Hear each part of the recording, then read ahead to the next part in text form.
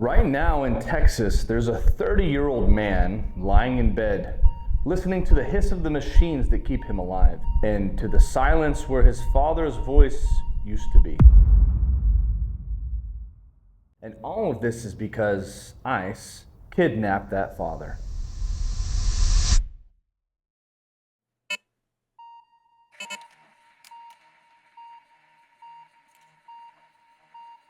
Assalamu alaikum, y'all. Peace be upon you. This is the Muslim Cowboy, and I need you to stop scrolling and look at this young man. His name is Wael Tarabishi. He's 30 years old, and for him, life has been literal pain 24/7 since he was 4 years old. Those are his own words. Wael has a rare genetic disease called Pompe. It's been attacking his muscles since he was a little boy, and at 4 years old, he was diagnosed, and from that moment on, living in excruciating pain, his life becoming hospitals, machines, and surgeries instead of playgrounds, sports, and normal childhood. Today, Wael's muscles are so weak that he is no longer able to leave his bed. He has metal screws in his spine, one of his lungs is completely collapsed, and he struggles to move his arms. Machines help him breathe, machines help him eat. Every single day is a struggle just to stay alive. And who has been by his side through all of that? His father, Maher. For decades, Maher has been Wael's full-time caregiver. Not a few hours a day, not once in a while. Full-time. This man is the nurse, the driver, the cook, the therapist, his advocate, the one who knows every beep of every machine in that room. When Wael's breathing changes, Maher knows what to do. When the feeding tube clogs, Maher unclogs it. When Wael is in agony from muscle breakdown after surgeries, it's Maher who adjusts the pillows, changes the sheets, wipes the tears, and whispers, "I'm here, Habibi. I'm not going anywhere." Except now he's gone. ICE kidnapped him. Maher was complying with the system. Yes, he had been given a deportation notice years ago, but he had a waiver, a legal recognition that sending him away was no longer necessary, and he had regular check-ins that he complied with. And the courts knew that he was the one who was responsible for keeping his son alive. And yet, doing what? Going to a routine appointment for ICE, they grabbed him, they took him away from his son, and they locked him in detention with no charges. They didn't disrupt her family. They ripped away the hands that feed Wael, the eyes that watch his monitors, and the heart that keeps him going.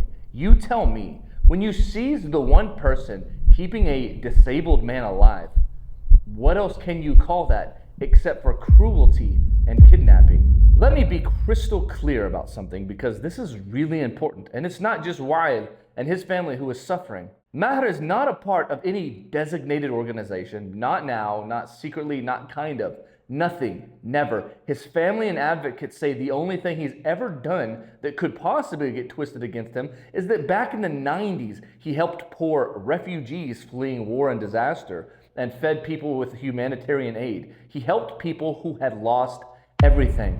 And if that is now a crime, then you'd better start shutting down every major Christian humanitarian organization that's feeding, clothing, and sheltering refugees around the world right now, because they're doing the exact same thing. And we call them charities, ministries, heroes. And yet we call him a terrorist, a Muslim. So why is Maher treated like a threat? Just because of that, because he's a Muslim.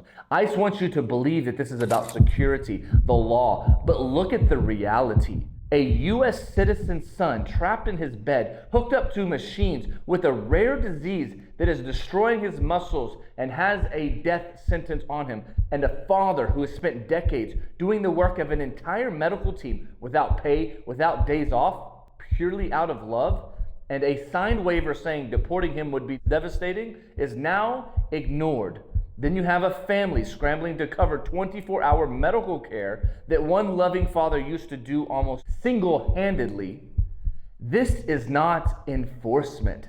This is cruelty and oppression dressed up in paperwork and jargon. And don't tell me that this is a one-off mistake. Report after report, even a U.S. Senate investigation has found abuse, neglect, and horrifying conditions in ICE custody. Families torn apart, people disappeared into detention centers, women, children suffering behind barbed wire, dehumanization on a massive scale. So I'm saying it plainly. ICE is acting as oppressors unjustly. This must be stopped, and it must be stopped starting with Maher. I want you to imagine Wahid right now.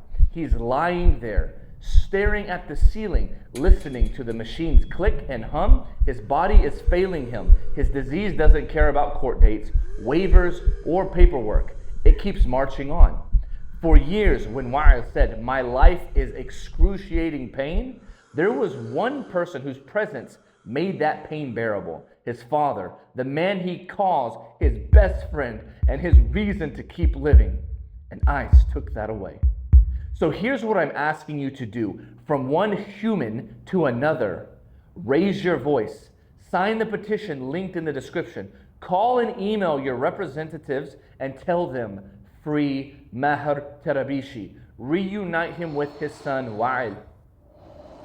Demand oversight and an end to these disappearances and these abuses. Amplify Wael's story. Share this video. Talk about Wael at your masjid.